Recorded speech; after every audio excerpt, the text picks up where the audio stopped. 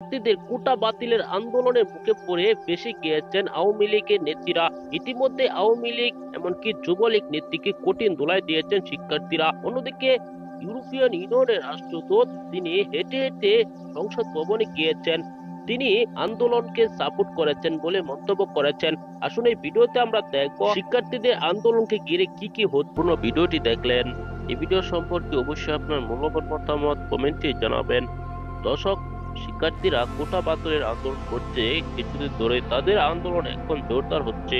Bangla blockade সহ বিভিন্ন ধরনের কর্মসূচি তারা দিচ্ছেন।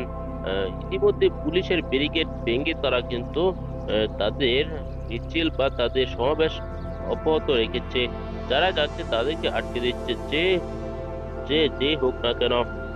ইতিমধ্যে বাংলাদেশে নিযুক্ত ইউরোপিয়ান ইউনিয়নের রাষ্ট্রদূত তারা এই আন্দোলন সাপোর্ট দিয়েছেন। তারা হেঁটে হেঁটে যাচ্ছেন। বাংলাদেশের কিছু নেতা ফেতা রয়েছে, তারা গাড়ি ঘোড়াতে যাচ্ছেন, তাদের গাড়ি আটকে দিচ্ছেন। এতে বোঝা যায় যে বাংলাদেশের মানুষ এমনকি বিদেশিদের মানুষ কত পার্থক্য, তারা এত ভদ্র কিভাবে হয়। দর্শক, এই ভিডিওতে আপনারা যে তথ্যগুলা পেয়েছেন, এসব বিষয় নিয়ে আপনার কি মতামত জানাবেন।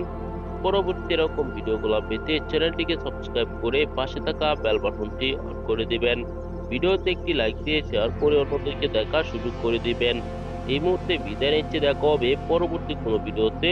আসসালামু আলাইকুম রহমতুল্লাহ।